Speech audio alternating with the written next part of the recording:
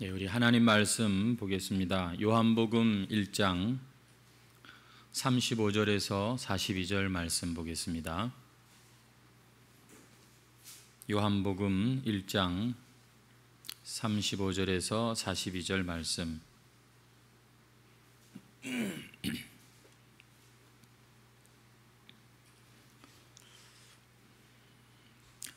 우리 다 함께 합독해서 읽도록 하겠습니다. 시작. 또 이튿날 요한이 자기 제자 중 두 사람과 함께 섰다가 예수께서 건의심을 보고 말하되 보라 하나님의 어린 양이로다. 두 제자가 그의 말을 듣고 예수를 따르거늘 예수께서 돌이켜 그 따르는 것을 보시고 물어 이르시되 무엇을 구하느냐? 이르되 랍비여 어디 계시오니까 하니 랍비는 번역하면 선생이라. 예수께서 이르시되 와서 보라. 그러므로 그들이 가서 계신 데를 보고 그날 함께 거하니 때가 10시쯤 되었더라. 요한의 말을 듣고 예수를 따르는 두 사람 중에 하나는 형제 안드레라. 그가 먼저 자기의 형제 시몬을 찾아 말하되 우리가 메시아를 만났다 하고, 메시아는 번역하면 그리스도라. 데리고 예수께로 오니 예수께서 보시고 이르시되 네가 요한의 아들 시몬이니 장차 게바라 하리라 하시니라. 게바는 번역하면 베드로라. 아멘. 오늘도 우리 하나님을 예배하는 저와 여러분, 참 하나님께 기쁨이 되고 또 하나님의 은혜를 또 한없이 또 깨닫고 누리는 복된 주의 백성들이 되시기를 축복합니다. 오늘 이 본문 말씀으로 우리는 예수님의 첫 제자들이라고 하는 제목으로 함께 이 말씀을 나눌 텐데요. 말씀을 준비를 하면서 은혜를 많이 받았고 했지만 왜 구슬이 서말이라도 깨어야 보배라는 말이 있지 않습니까?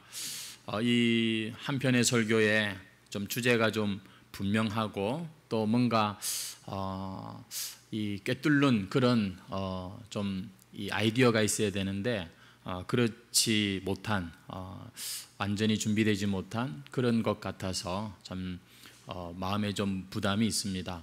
여러분들께서 말씀을 더 좀 잘 헤아려 들으시면서 하나님 주시는 그런 귀한 음성이 있기를 바랍니다. 우리는 지난 주일에 세례 요한의 증언이라고 하는 제목으로 이 말씀을 이미 살펴보았습니다. 앞에 29절부터 34절의 말씀이었는데요. 세례 요한이 예수님을 사람들에게 소개하는 장면이었습니다. 보라, 세상 죄를 지고 가는 하나님의 어린 양이로다. 이렇게 예수님을 소개하였죠.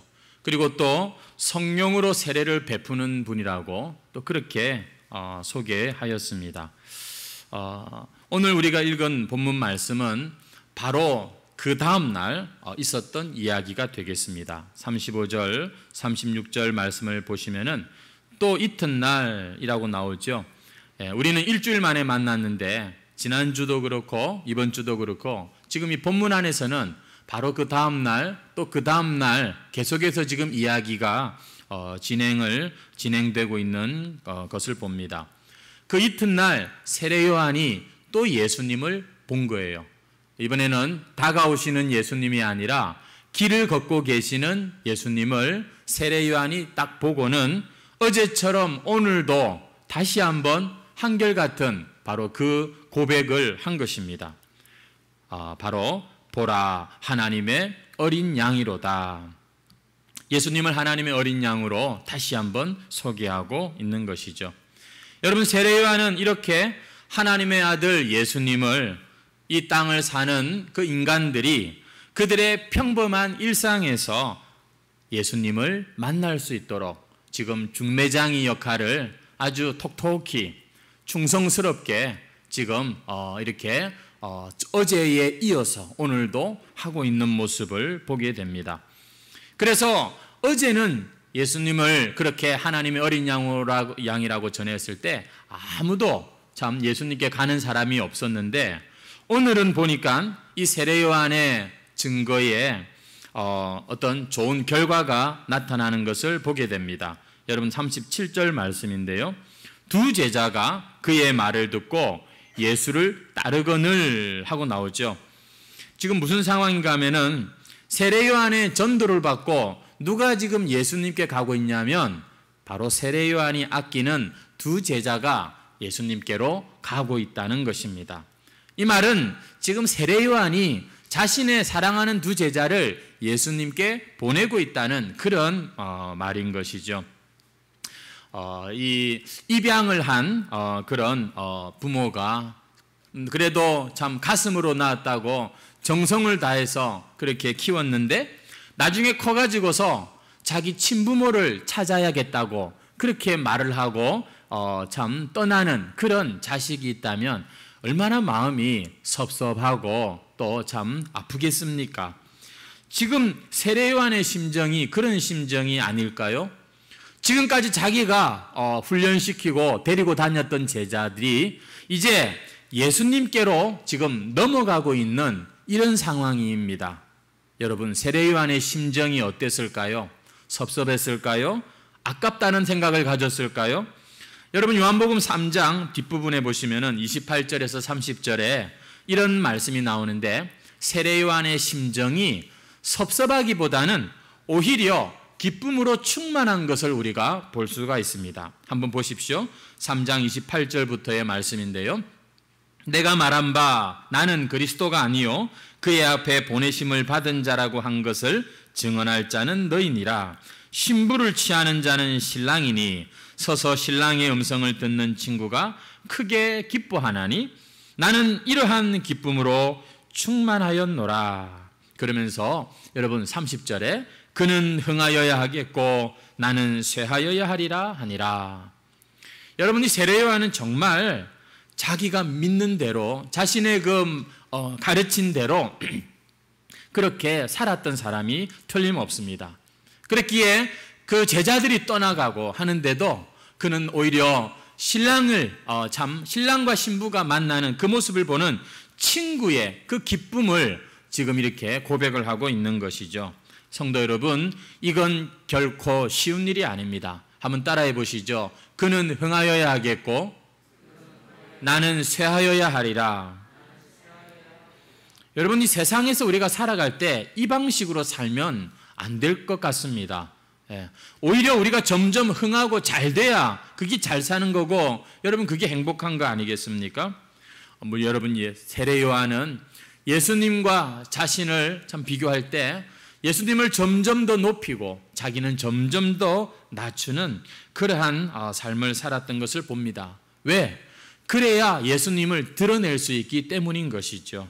사랑하는 성도 여러분, 우리가 신앙생활을 한다는 것은 점점 우리 자기를 부인하고 점점 우리 자기를 내려놓는 이 연습을 하면서 점점 내가 아니라 내 안에 예수님이 드러나도록 하는 것이 바로 신앙생활인 줄 믿습니다.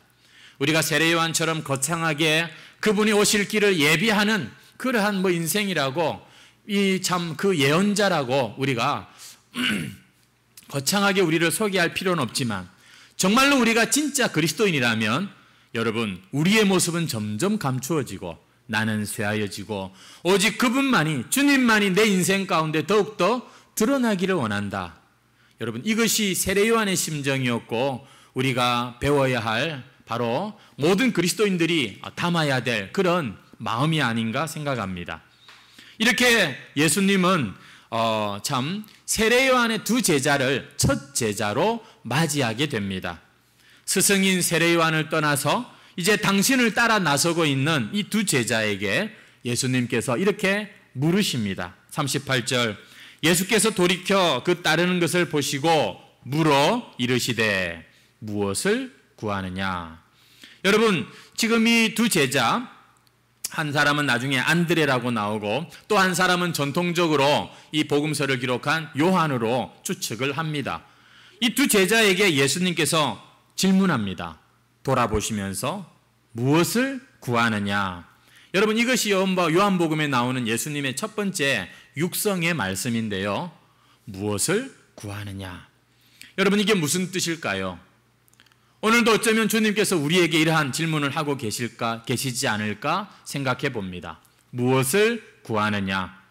너희가 나를 믿고 나를 따르면서 무엇을 얻기 원하느냐? 세례요한은 줄 수 없는, 내가 줄 수 있다고 생각하는 그게, 너희들 생각하는 그게 무엇냐라고 묻고 계시는 거예요. 너희는 나를 누구라고 생각하면서 지금 따라오고 있니? 우리가 가는 이 길 끝에 무엇이 기다리고 있다고 생각하니? 그렇게 물으시면서 당신을 따라오는 자들에게 주님께서 이렇게 말씀하십니다. 무엇을 구하느냐? 여러분, 마가복음에 보면은 예수님께서 이 야고보와 요한에게 이 비슷한 질문을 하시는 게 나와요. 이르시되 너희에게 무엇을 하여 주기를 원하느냐? 여러분, 예수님께서 왜 이런 질문을 하실까를 한번 좀 우리가 생각해 볼 필요가 있습니다. 거기에 대해서 야고보와 요한이 마가복음 10장에서는 뭐라고 대답하냐면은 주의 좌편에 또 주의 우편에 우리가 앉기를 원하나이다, 이렇게 대답을 하는 것을 봅니다. 다시 말해서 하나님의 나라가 이 땅에 세워지고 예수님이 왕으로 등극하시는 그날 다른 제자들도 다 제치고 우리가 바로 예수님 바로 그 옆에 그 영광을 차지했으면 좋겠습니다. 그래서 우리가 예수님을 따른다는 그런 고백이에요. 솔직한 고백이죠. 그게 그들이 주님을 지금 찾아 나선 이유라는 것입니다. 여러분, 지금 제자들의 이러한 모습을 지금 우리가 말씀을 나누었는데 우리가 그런 것 같아요.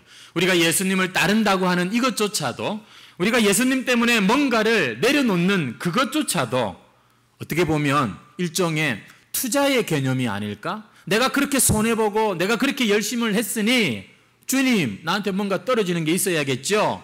이런 기대를 가지고서 우리가 주님 앞에 나아가는 것은 아닌지, 우리는 주님께서 이 물으시는 질문에 한번 좀 진지하게 고민해 볼 필요가 있습니다. 너는 무엇을 구하느냐? 넌 무엇을 원하길래 나를 믿는다고, 나를 따른다고 오늘도 이렇게 예배의 자리에 나왔느냐? 여러분, 오늘 내가 구하고 있는 것이 무엇입니까? 여러분이 구하고 있는, 정말로 여러분 예수 믿고 내가 하나님의 백성이니까 하나님 나한테 이것은 주셔야죠 라고 하는 그런 소원이 있다면 무엇입니까? 뭔가 이 질문의 뉘앙스는 예수님께서 지금 그들을 책망하시는 그런 것이 절대 아닙니다. 지금 아직도 그들의 그 연약함을 충분히 이해하시면서 진짜 구해야 될 게 뭔지를 가르쳐 주시려고 예수님은 이 질문을 하고 계신 겁니다. 오늘 우리도 여러분, 주님께서 우리에게 진짜 중요한 것을 가르쳐 주고 계시는데 그것을 구할 수 있는 그런 저와 여러분이 되시기를 바라요. 내가 무엇을 구하는지, 도대체 내 신앙생활의 목적이 뭔지, 어쩌면 그런 목적도 목표도 없이 그냥 이렇게 다니는 건 아닌지 주님은 물으세요. 확인하십니다. 너 무엇을 원해?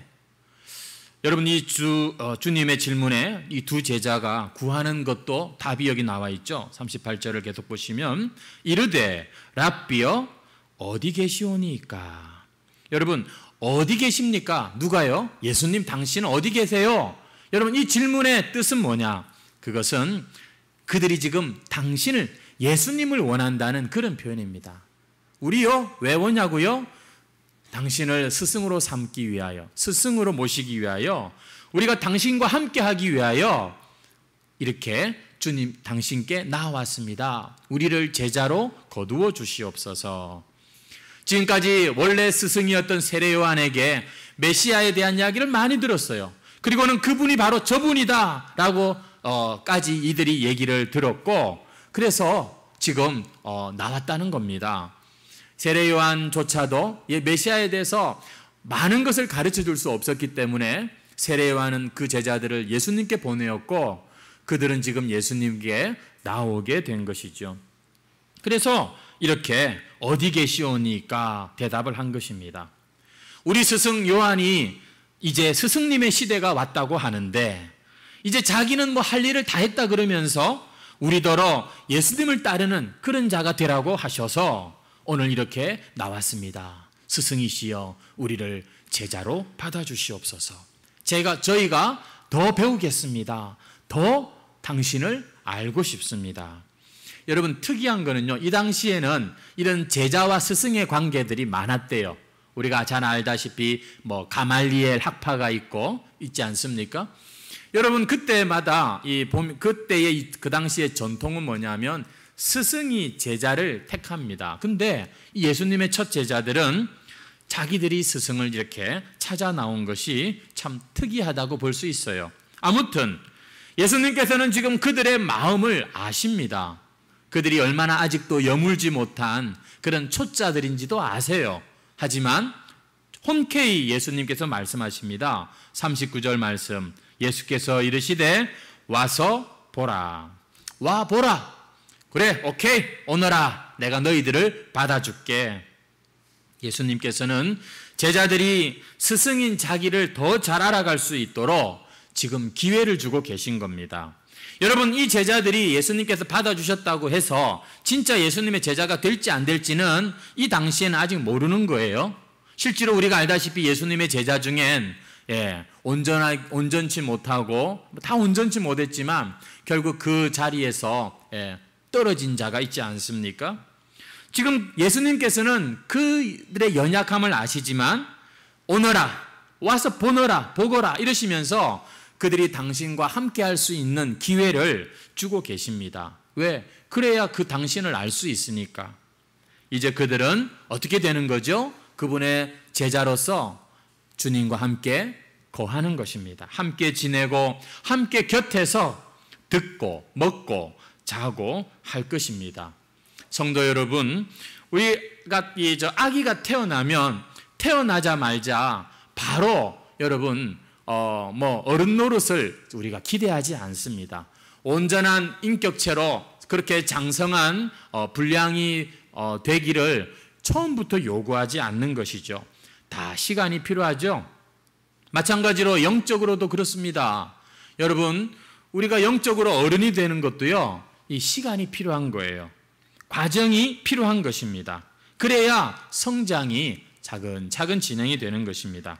그래서 우리가 아직까지도 믿음이 초짜라고 해서 솔직히 내 마음을 보니 너는 무엇을 구하느냐 그 질문에 정말 참 멋지게 대답할 오 주여 나는 당신을 원하나이다 이렇게 아주 그냥 자신 있게 대답을 못한다 할지라도 괜찮습니다.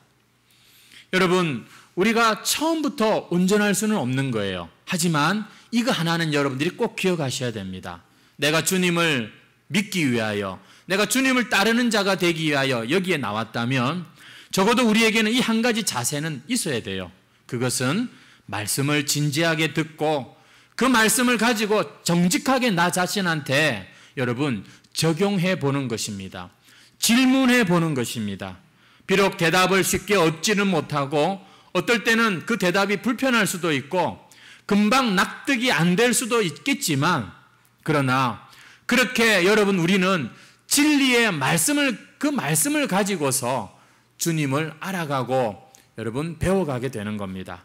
그 진리가 우리 머릿속에 담기도록 마음을 열고 귀를 여시고 들으셔야 됩니다. 그리고는 그 진리가 우리의 머리에서 가슴까지 내려오는 것도 쉬운 게 아니에요. 여러분, 우리가 가슴이 손과 발로 가는 그것도 보면 시간이 걸립니다. 중요한 것은 우리는 이왕 예수님 앞에 나와왔다면 참으로 예수님의 참 제자가 되어야 하는 것입니다. 어떤 분들은 이 일을 하지 않습니다. 그런 걸 별로 중요하게 생각 안 해요. 그냥 직분 뒤에 숨어버려요. 그 직분이 자기의 신앙을 이렇게 증명한다고 착각하는 거예요. 여러분, 오래 다닌 것이 그 신앙의 성숙을 말하는 것은 절대 아닙니다. 우리는 이 자세를 가져야 돼요. 처음부터 완성된 자는 아니지만 그러나 우리가 들은 말씀에 가지고 우리는 한번 씨름을 해봐야 되는 겁니다. 우리에게 주시는 그 깨달음을 또 우리에게 참 이 신앙과 우리의 삶의 어떤 그런 어떤 거리를 우리는 좁히려고 애를 써야 되는 것이죠. 사실 우리 인간이 보면 어느 누구도 그 중심의 동기가 정말 순수한 순백 같은 그런 사람 없습니다. 다 보면 우리는 이기적이고 뭔가를 기대하기에는 형편없는 전적으로 타락한 죄인이 맞습니다.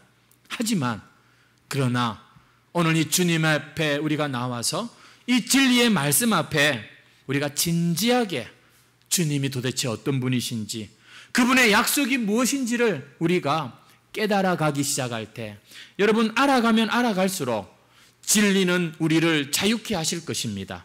성령께서 우리를 만들어 가시는 거예요. 우리는 최소한 그러한 자세를 가지고서 주님 앞에 여러분 나와야 되는 것입니다. 결국에 우리의 입에서는 오호라 나는 곤고한 자로다, 주여 내가 그 옛날 자랑하던 것들은 다 배설물같이 여기고 오직 주님만이 참이십니다, 주님만이 나의 생명이십니다, 이렇게 고백하게 되게 돼 있습니다. 여러분 걱정하지 마시고 부디 정직하게 하나님의 말씀 앞에 부딪혀 보시기를 바라요.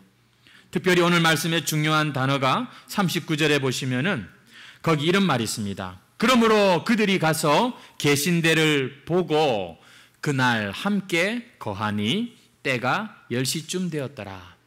여기서 10시라는 말은 유대인들의 이 시간은 우리 시간에 더하기 6을 하면 됩니다. 그렇기 때문에 지금 이 10시는 오늘날 16시 오후 4시로 그렇게 해석을 하는데, 여러분 여기서 중요한 단어가 뭐냐면 거하다는 말입니다. 그날 함께 거하니. 한번 따라 하시죠. 함께 거하니.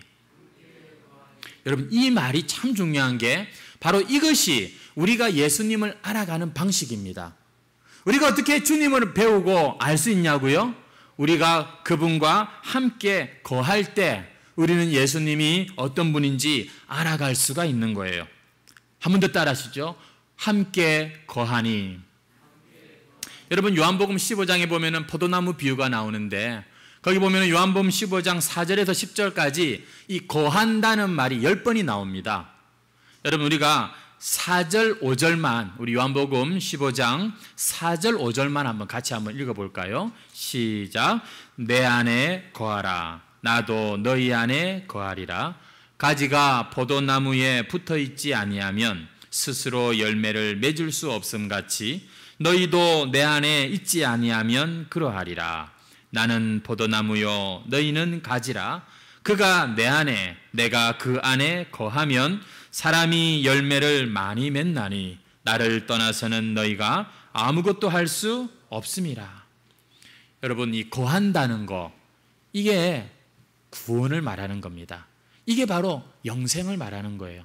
우리는 천국 가서 무슨 생수의 강이 흐르고 천국에서 하늘을 날아다니고 천사들과 같이 어울리는 이것이 아니라, 천국은 우리가 하나님과 함께 거하게 되는 곳입니다. 그래서 이 땅에서도 우리는 천국을 맛볼 수 있다고 말하는 것 아니겠습니까? 성도 여러분, 거한다라고 하는 단어를 우리가 붙잡아야 됩니다. 올 한 해 우리가 하나님과 동행하는 삶을 살기를 우리가 추구하며 하루를 시작했는데, 비록 우리가 이 예배에 이러한 제약이 있어도 우리의 삶에 하나님과 함께 거할 줄 아는 자라면, 여러분 마귀는, 이 세상은 결코 우리를 흔들 수가 없는 것입니다. 왜냐하면 거기에 우리가 주님을 알아가는 진리와 모든 게 충분하기 때문인 것이죠. 하지만 거할 줄 모른다면, 하나님과 함께 할 줄 모른다면 여러분 거기에는 배움도 없고 성장도 있을 수가 없는 겁니다. 이날 두 제자는 예수님과 함께 거했어요. 여러분 이건 단순히 공간적으로 그냥 같이 하룻밤 보낸 게 아닙니다. 이 만남이 얼마나 참 귀한 만남이었던지, 이 요한복음을 쓰고 있는 요한의 나이가 90세가 넘었는데 그날의 시간까지 다 기억을 하고 있는 것을 보십시오. 성도 여러분, 우리가 주님과 함께 거한다는 것이 이게 얼마나 우리에게 기쁨인지요. 정말 그분은 우리에게 선물 같은 분이 맞습니다. 예수님을 우리가 만나고 예수님을 우리가 함께 거하는 것, 이것이 신앙생활인 것이지요. 요한일서 1장 1절에 보시면은, 요한복음이 아니라 요한 1서 1장 보면은 이런 말이 있습니다. 1절에 한번 보십시오. 태초부터 있는 생명의 말씀에 관하여 우리가 들은 바요, 눈으로 본 바요, 자세히 보고 우리 손으로 만진 바라. 이 생명이 나타내신 바 된지라. 이 영원한 생명을 우리가 보았고 증언하여 너희에게 전하노니 이는 아버지와 함께 계시다가 우리에게 나타내신 바 된 이시니라. 이해가 되시죠? 예수님이 그 말씀이 육신이 되어 그들 가운데 오셨어요. 그 제자들은 예수님을 보았고 들었고 만지기도 하고 같이 뒹굴면서 잠도 자고 같이 먹기도 하고, 그러니 참 부럽기도 합니다. 그 예수님과 함께 그들의 그 일생의 시간 속에서 하나님과 함께 거할 수 있었다니 얼마나 축복입니까? 그러니 이렇게 노래하죠. 그렇다면 오늘날 예수님이 육신으로 계시지 않는 여러분, 이때 우리는 어떻게 직접 그분과 함께 보고 함께 듣고 함께 먹으며 함께 거할 수 있을까요? 어떻게 우리는 예수님을 경험할 수 있겠습니까? 첫째는 진리의 말씀으로 우리는 주님을 만날 수가 있습니다. 둘째는 성령 안에서 우리는 개인적으로 주님과 깊은 교통을 얼마든지 할 수 있습니다. 그것을 위해서 성령이 우리 가운데 오셨다고 성경이 말해요. 그러니 여러분, 기도는 단순히 힘든 시간이 아니라 주님을, 여러분, 우리의 영혼이, 심지어 우리의 이 감정과 우리의 마음이 주님을 경험할 수 있는 귀한 시간인 것입니다. 그런데 중요한 것은 우리가 주님을 경험할 수 있는 세 번째가 바로 이겁니다. 우리 요한일서 1장 3절 말씀 같이 한번 읽겠습니다. 시작.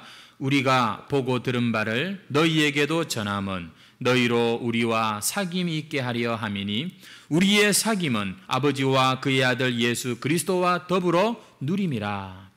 지금 이 요한 사도가 요한복음 말고 다른 서신서 요한 1서에서 지금 말태초부터 계셨던 말씀이셨던 예수님과 교제하는 법을 지금 가르쳐주고 있는 거예요. 어떻게 하냐면은 우리의 사귐은 아버지와 그의 아들 예수 그리스도와 더불어 누림이라. 여러분, 이 우리의 사귐, 이 공동체 안에서 우리가 거하는 것이 예수님의 몸 안에 우리가 거하는 것과 같다는 것입니다. 우리가 여러분 교회로 모였습니다. 완벽한 사람 없습니다. 그러나 우리 가운데 믿음 좋은 분과 함께 대화를 나누고 함께 식사도 하고 이렇게 함께 교제하는 것이 그게 바로 주님과 함께하는 시간이다라고 지금 요한이 가르쳐주고 있는 거예요. 사랑하는 성도 여러분, 그래서 교회는 코이노니아가 중요한 것입니다. 그래서 우리 목회자들이, 우리 장로님들이 고민을 하는 거예요. 이렇게 예배만 드리고 갈 게 아닌데 왜요? 우리 안에 참된 그런 교제가 있어야 되기 때문입니다. 예배까지 나온 것도 너무 귀하지만 예배만 드리고 휙 가는 것이 여러분 그게 잘하는 행동은 아니에요. 그렇게 하면 너무너무 힘들어요. 여러분, 나는 사람들하고 만나는 게 더 힘들던데 안 그렇습니다. 우리 성령께서는요, 이 함께 할 때 역사하시는 그런 영이시기에, 그래서 성령의 교통하심이라는 말이, 그 교통이 여러분 교통순경 그때 그 교통이 아니라 지금 함께 하는 것을 말하는 것입니다. 오늘 나의 신앙생활에 그런 성도와의 그러한 참 교제를 통해서 주님을 경험하는 축복이 있으십니까? 믿음 좋은 분들과 함께 식사도 하시고 함께 이렇게 대화를 나누고 힘들 때는 전화도 하고, 여러분 나 홀로 독야청청하는 그러한 신앙이 아니라 참 내가 힘들다 그러면서 또 누군가에게 또 도움의 손길을 내밀 수도 있는, 여러분 이것이 오늘 이 시대에 하나님을 우리가 맛보고 경험하는 중요한 방식이라는 것이죠.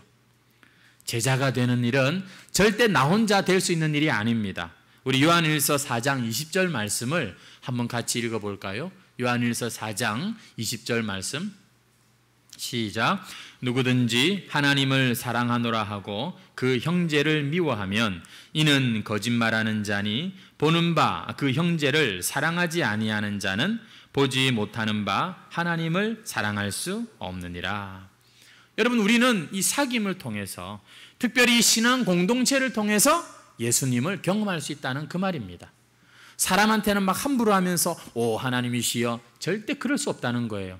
오늘 새벽 기도 시간에도 우리가 말씀을 나눴지만 여러분, 이 병이 나은 나병 환자, 문둥병 환자가 하나님 앞에 정결 의식을 하는데 보니까 두 번째 정결 의식이 제사를 드려요. 제사 중에 속죄제, 하나님 앞에 범죄한 것을 용서받는 제사 드리기 전에 속건 제물부터 바칩니다. 오늘 말씀은 뭐였냐면 속죄제, 번제, 소제의 제물은 비둘기로 축소시킬 수 있어요. 가난하기 때문에 형편이 안 되니까. 하지만 그런 사람도 속건 제물만큼은 똑같이 순양을 드리라고 나와 있습니다.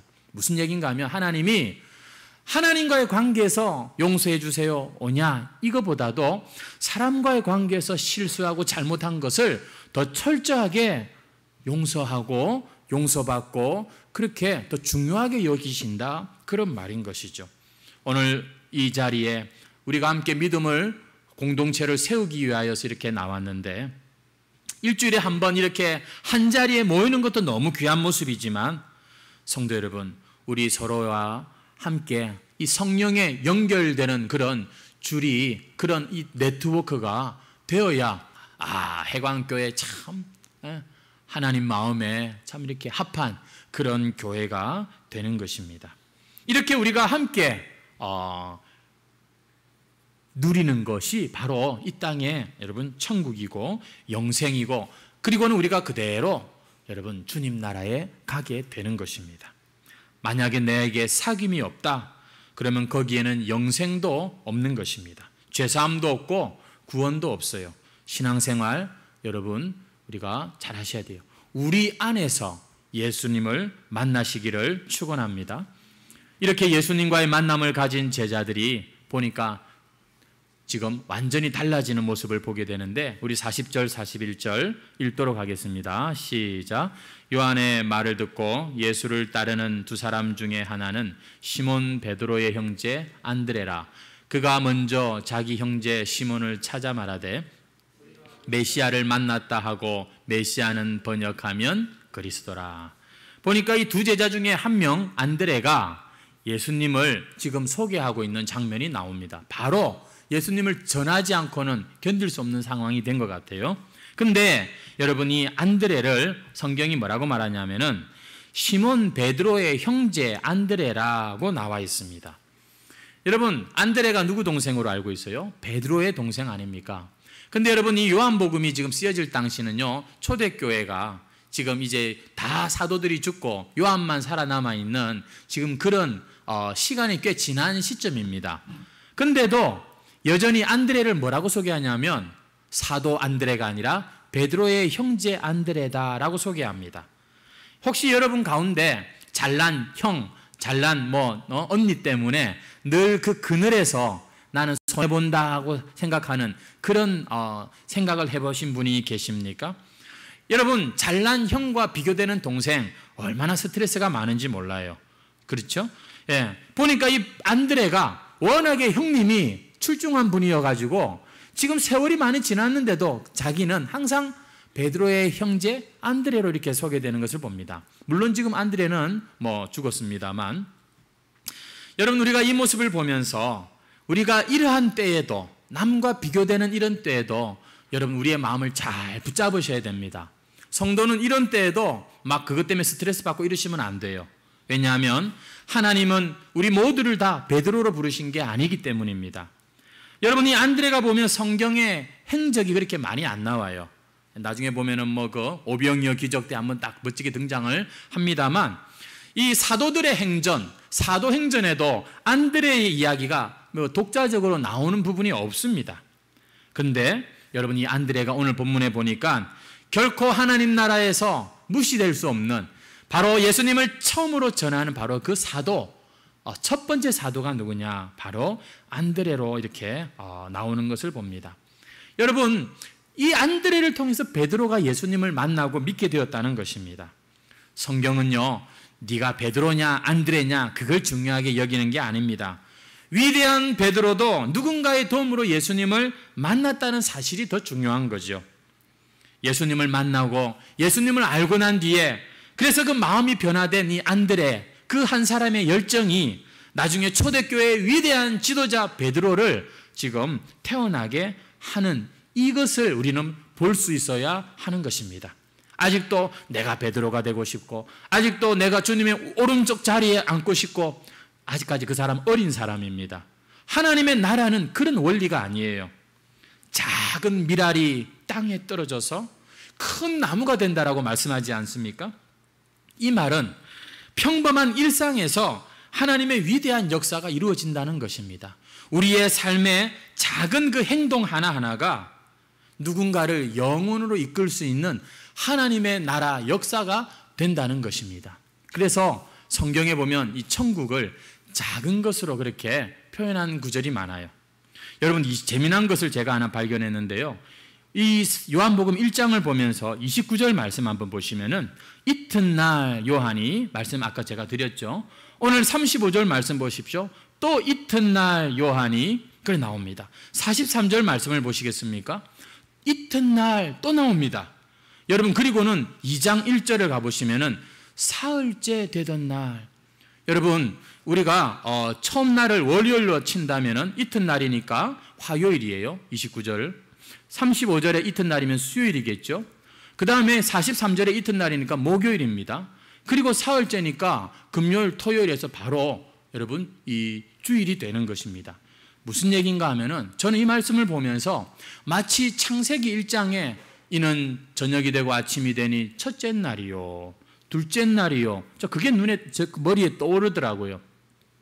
그 하나님이 천지를 창조하신 장엄한 하나님의 위대한 역사가 여러분 우리의 일상의 하루하루를 보내는 이 평범한 삶 속에 지금 그대로 말씀이신 그분이 이 땅의 육신 가운데 오셔서 지금 그 복음의 역사를 펼치고 계시는 것이 저는 이 이튿날이라고 하는 단어에서 큰 은혜를 받았습니다. 성도 여러분, 어떤 분들은 그렇게 생각해요. 주일날 예배드리는 시간은 하나님의 시간이고 우리의 삶에 먹고 자고 일어나고 청소하고 빨래하고 학교 가서 공부하고 직장에서 일하고 TV 보고 운동하고 시험 치고 음식 만들고 이런 것들은 하나님과 별개라고 생각하는 그런 분들이 계시는데 이 신약 시대, 성령 시대는 여러분 우리의 그 삶의 일상이 하나님의 이 엄청난 일을 이루는 바로 그 시간이라는 것을 우리는 잊어서는 안 되는 거예요. 그러면요, 이 하루하루가 얼마나 여러분 소중한지 몰라요. 그러면 이 시간을 낭비하는 게 이게 진짜 큰 죄구나 하는 것을 깨닫게 되는 겁니다. 위대한 하나님의 생명의 역사가 어디서 본 것 같은 그런 평범한 내 옆에 있는 이 평소에 그냥 무시하고 지나갈 수 있는 이 사람과 나와의 만남 속에서 이루어질 수 있는 거예요. 안드레한테 여러분 베드로는요, 여러분 뭐 현실 남매라는 그런 말도 있습니다만 어찌 보면 가장 가까이 있기에 가장 어찌 보면 무시할 수 있는 그런 관계입니다. 그런데 성경의 이야기는 뭡니까? 안드레, 베드로, 빌립, 나다나엘 이 유대 갈릴리 촌뜨기들을 통해서 지금 전 세상을 바꾸시는 하나님의 위대한 역사가 시작되는 것을 요한복음이 말씀해 주는 것이죠. 우리는 인생에 다들 한 방을 기다리고 계시는 것 같아요. 로또 한번 탁 당첨되면 언젠간 나에게도 해 뜰 날이 있겠지. 그래요.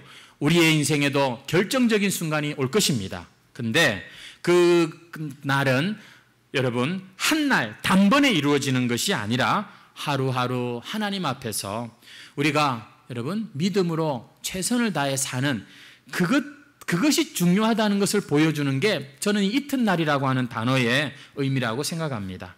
사랑하는 성도 여러분, 우리도 어디에 있든지 누구를 만나든지 하나님이 불러주신 그 자리, 하나님이 세워놓으신 그 자리를 여러분 잘 지키시고 그 길에서 누군가에게 이렇게 안드레처럼 영생의 문을 열어주는 축복의 통로가 되시기를 주의 이름으로 축원합니다. 여러분, 일상이 축복이에요. 일상이 기적입니다. 코로나로 인하여서 우리가 그동안 일상이 이게 얼마나 감사한 일이었는가 새삼 느끼지 않습니까? 안드레는 이 평범한 일상 속에서 위대한 하나님의 일을 이루어낸 여러분 훌륭한 사람, 인정받는 그런 사람이 된 거지요. 왜 나는 형님처럼 베드로가 못 되었을까? 이런 생각하고 있을 여러분 시간이 없는 거예요. 끝으로 한 가지만 더 간단히 말씀을 드리겠습니다. 42절 말씀, 데리고 예수께로 오니 누굴 데리고 왔죠? 베드로를 데리고 온 겁니다. 시몬을 데리고 온 거예요. 예수님께서 이렇게 말씀하십니다. 한번 같이 읽겠습니다. 42절 시작. 데리고 예수께로 오니 예수께서 보시고 이르시되 내가 요한의 아들 시몬이니 장차 게바라 하리라 하시니라. 게바는 번역하면 보니까 예수님은 베드로를 먼저 알아보시고 베드로한테 이렇게 지금 말을 거십니다. 이게 예수님의 모습입니다. 예수님은 우리가 당신을 부르기 전에, 우리가 당신을 찾아 나오기 전부터 우리를 잘 아시고 미리 우리를 기다리고 계셨던 그런 분이시죠. 여러분 아시다시피 베드로에게는 세 개의 이름이 있습니다. 본래 이름인 시몬, 히브리식이고요. 그 다음에 오늘 주님께서 말씀하시는 게바라고 하는 이름, 이건 이 당시 예수님과 제자들이 통용했던 아람어로 지금 이 게바라고 하는 단어를 썼어요. 헬라어로 베드로입니다. 뜻은 바위라고 하는 뜻이지요. 반석이라고도 합니다. 여러분 우리가 잘 아는 이야기입니다만 베드로는 결코 반석 같은 사람이 못 되었어요. 성질 급하죠. 말부터 먼저 튀어나오죠. 그리고 사실 큰 소리를 치지만 원래 큰 소리 치는 사람들이 보면 겁쟁이들이 더 많아요. 우리 집 개를 보니까 알겠더라고요. 근데 여러분 이런 베드로를 향하여서 주님께서 반석이다, 바위다 라고 말씀을 하십니다. 아니라니까요. 지금 주님께서는요 이 현재의 베드로가 아니라 장차 온전하여질, 점점 변화되어 갈 그 베드로를 보시면서 지금 이 말씀을 마치 예언처럼 이렇게 이름을 붙여주신 거예요. 사랑하는 성도 여러분, 지금요 베드로는요 예수님도 잘 누군지 몰라요. 알다시피 이 베드로가 3년 내내 예수님 따라다녔지만 결국 어떻게 했죠? 예수님 부인하고 도망갔지 않습니까? 근데도 예수님은 그런 베드로를 변화될 것을 아시고 바위 같은 사람이 될 것을 믿어주시고 정말 싹수가 없는 사람인데도 그렇게 믿어주시면서 이 이름을 붙여주시는 이 첫 만남, 여러분 이게 보니까 주님의 은혜가 베드로에게는 한이없이 참 있는 것을 봅니다. 이 시몬이 나중에 정말 훗날에 흔들리지 않는, 그런 무너지지 않는 든든한 반석이 되어서 교회를 든든히 지키는 그런 참 충성된 일꾼이 될 것을 주님께서는 기대하시면서 여러분 이 베드로를 지금 이렇게 만나고 계시는 거예요. 이것을 신앙 용어로 하나님의 작정이라고 합니다. 하나님께서 그런 기대를 딱 그의 가슴에 심어 놓으시고 그렇게 가고 계시는, 여러분 이 하나님의 작정 안에 내가 들어와 있다는 것이 이게 얼마나 우리를 편안하고 안정감 있게 하는지 몰라요. 왠지 아세요? 나도 나를 못 믿을 때가 너무 많기 때문이죠. 다른 사람들도 나를 그렇게 신뢰하지 않습니다만 주님께서 너는 게바야, 그리고는 당신의 그 뜻을 이루어 가시는 거기에 우리가 인생을 걸면 성도 여러분, 우리의 인생에는요 돈으로도 살 수 없는 안정감을 누리게 되는 것입니다. 세상을 창조하신 말씀이신 예수님께서 오늘 우리에게도 게바야, 베드로야 이렇게 부르시는 것처럼 아무개야, 내가 너를 사랑한다, 넌 내 아들이다, 여러분 이렇게 우리의 가슴에다가 그 하나님의 놀라운 미래를 우리에게 심어 놓으시고 부르고 계십니다. 주님께로부터 이 음성을 듣기를 주의 이름으로 축원합니다. 여러분 내가 베드로입니다. 우리 해강교회가 베드로 같은 그런 곳입니다. 지금은 아직도 말이 앞서고 실수투성이고 쉽게 교만했다, 쉽게 낙심했다, 정말 참 실수투성이지만 주님께서 우리의 시작과 끝을 아시는 주님께서 반석 같으니 아무개야 이렇게 우리를 참 믿어주십니다. 이것을 기대할 줄 아는 사람, 이것을 기다릴 줄 알고 기도하는 사람을 성도라고 하는 것이에요. 말씀을 맺겠습니다. 오늘도 예수님을 찾아 나오신 우리 해광교회 성도 여러분, 주님이 우리에게도 물으십니다. 네가 무엇을 구하느냐? 이 말씀은 책망하는 말씀이 아니라고 말씀을 드렸어요. 정말 우리가 구하는 게 뭔지 여러분 한번 좀 곰곰이 생각하면서 주님 앞에 나오십시오. 특별히 주님을 구하시기를 바랍니다. 주여 어디 계시오니까 오너라, 와서 보거라, 함께 우리 거하자. 여러분 이 주님을 만나고 알아가시기를 주의 이름으로 축원합니다. 왜냐하면 예수님은 진짜 우리 인생의 선물 같은 분이세요. 교회를 나오고 예수를 믿는 기독교인이 되었는데 다른 것 보지 마시고 예수 보십시오. 예수를 여러분 잃어버리시면 안 돼요. 우리도 세례요한처럼 누군가에게 예수님을 소개해주는 이런 축복의 중매장이가 되었으면 좋겠고, 우리도 이 안드레처럼 가까운 데서부터, 일상에서부터 영원으로 이렇게 연결되는 그런 통로가 되었으면 좋겠습니다. 오늘 예수님께서는 여전히 부족한 우리를 보시는 것이 아니라 장성한 분량으로 참 자란 그 미래의 장래의 우리의 모습을 보시면서 우리를 맞아주시고 안아주시는 분이십니다. 그러니까 한 주간 여러분 우리가 좀 넘어지고 잘못했어도 뭔가 좀 일이 잘 안 풀리고 힘들어도 연약하다고 여러분 주저앉지 마시고 그 부족함 속에서도 주님 앞으로 계속 나아가시기를 주의 이름으로 축원합니다. 결국 우리를 바위 같은 신앙으로 만드실 분은 그분이란 말입니다. 그분께 나아가세요. 그리고 그게 정말로 감사하고 믿어진다면 우리도 다른 누군가 참 여전히 부족함과 허물투성이지만 그냥 한마디 비판이나 하고 그냥 떨쳐버리는 게 아니라 그런 사람 찾아가서 기다려주고 아무개야 참 이렇게 개바야 라고 불러주신 예수님처럼 우리도 그 사람의 그 가능성을 참 보면서 이름을 불러줄 줄 아는 그런 성도, 바로 오늘 이 안드레와 같은 하나님 나라의 참 축복의 주인공인 것이죠. 우리 찬송가 497장 찬송 드리도록 하겠습니다.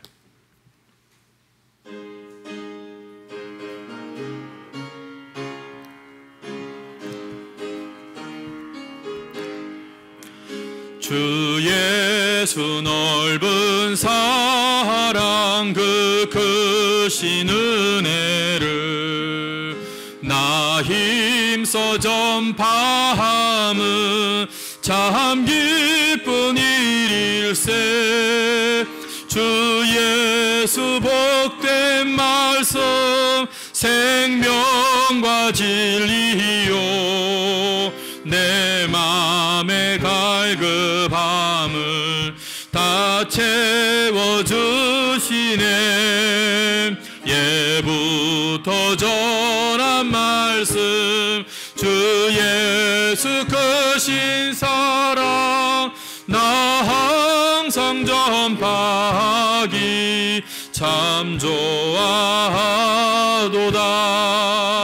이 말씀 전할 때에 내 맘이 기쁘고 그 말씀 전할수록 새 기쁨 넘치네. 구원의 복된 말씀 못 들은 사람이 세상에 많음으로 힘써서 전하세. 더 전한 말씀 주 예수 크신 사랑 나 항상 전파하기 참 좋아하도다. 이 말씀 들은 사람 또 듣기 원하고 목말라 사모하니 그 말씀 진리라. 그 나라 영광 중에 나 부를 새 노래 예부터 좋아하던 이 말씀뿐일세. 더 전한 말씀 주 예수 크신 사랑 나 항상 전파하기 참 좋아하도다.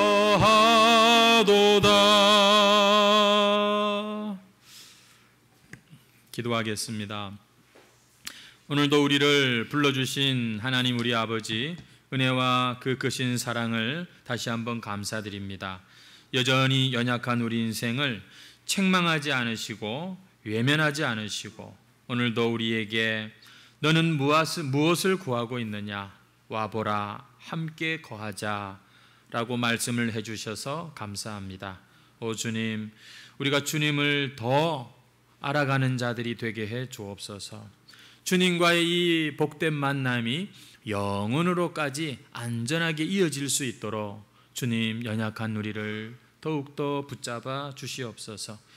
우리도 세례요한처럼 안드레처럼 일상에서 가까운 데서부터 예수님을 소개할 줄 아는 축복의 통로들이 되게 해 주시옵소서. 주여, 부족하기 짝이 없는 우리의 이름을 오늘도 한 사람 한 사람 불러주시니 감사합니다. 주님, 우리를 이토록 사랑하여 주시니 우리도 주님을 사랑합니다. 우리도 누군가 이름을 참 불러줄 수 있는 그 주님의 사랑, 주님의 겸손, 주님의 온유를 닮은 그러한 하나님의 사람들이 되게 해 주시옵소서. 주님, 남편을 기다려줄 줄 알고 또 아내를 기대할 줄 아는 그러한 우리 가정들이 되게 해 주시옵소서. 우리 해광교회가 서로서로를 기대하고 기다려주는 그런 영적 어른들이 많은 공동체가 되게 해 주시옵소서. 오 주님, 오늘도 말씀 가운데 참으로 당신의 참 은혜가 필요한 심령, 주님의 진리가 너무나도 필요한 갈급한 심령마다 주의 성령이시여 함께하여 주시고, 이곳에서 떠나는 그때도 계속해서 우리가 어느 곳에 있든지 함께 거하는 복된 인생들이 되게 하여 주옵소서. 오늘도 마음을 담아 드리는 이 예물을 흥양하여 주시고, 이 예물이 쓰이는 곳마다 하나님의 영광이 나타나게 하여 주시옵소서. 코로나로 인하여서 문을 닫게 된 자영업자, 또 취직하기가 너무나 어려워진 그러한 사람들, 그동안 몸담고 있던 회사에서 나올 수밖에 없는 이런 사람들, 알바를 구하기도 어려워진 그러한 참 우리 학생들, 더 이상 운영이 어려워진 개척교회들, 오 주님, 수많은 사람들이 힘들고 어려워하는 시대를 우리가 보내고 있습니다. 주여, 불쌍히 여겨주시고 이 땅을 고쳐주시옵소서. 주님, 특별히 힘들고 어려운 중에도 회복시키시는 하나님의 손길을 우리가 경험하게 해 주시옵소서. 우리가 오늘도 주님께 나왔사오니 근심과 염려로 살아가는 자들이 아니라 일상에서 주님과 함께 거하며 주님의 생명과 영광이 흘러가는 복된 한 주일을 살다가 우리 다시 만나는 성도들 다 되게 해 주시고, 서로서로 안부를 묻고 함께 참 사랑을 나눌 때 주님, 우리 안에 천국이 임하게 하여 주옵소서. 이 모든 말씀 예수님의 이름으로 기도하옵나이다. 아멘.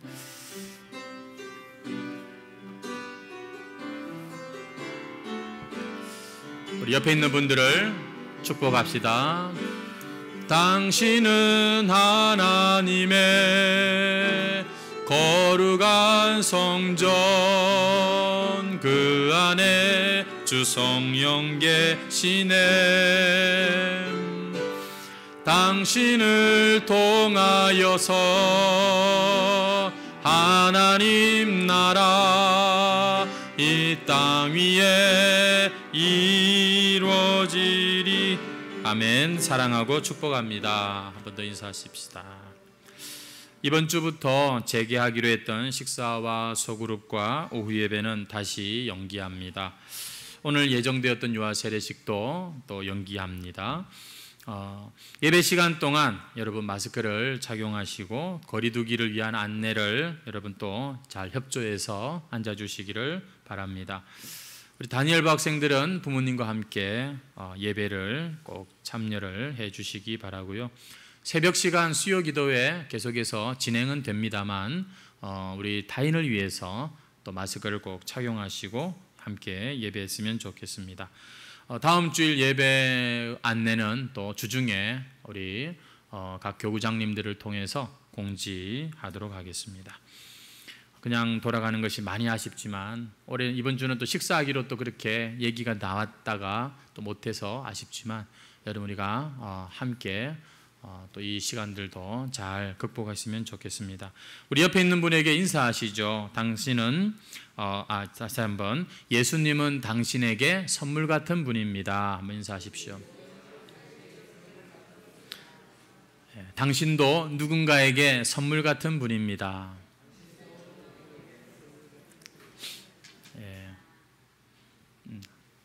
열심히 하시는 분도 계신데 아주 쑥스러워하시는 분도 계신데 한 번 더 합시다. 당신은 나에게 선물 같은 분입니다. 아멘. 예, 감사합니다. 우리 다 같이 자리에서 일어나셔서 우리 예수님 품으로 2절 부른 후에 축도로 예배를 마치겠습니다. 평생의 모든 꿈 허물어져 세상의 친구 다 떠날 때 어둠에 앉아서 울지만 말고 예수님 품으로 나오시오. 예수님은 나의 생명 믿음 소망 사랑 되시니 십자가 보혈 자비의 손길로 상처 입 너를 고치시리. 우리 주 예수 그리스도의 은혜와 우리 하나님 아버지의 그 크신 사랑하심과 성령의 교통하시고 충만하심이 오늘도 여전히 온전치 못하고 연약하지만 그래도 주님을 찾아 나온 이 시간 모든 주님을 기대하는 주의 백성들 머리 위에 영원토록 함께 있을지어다. 아멘.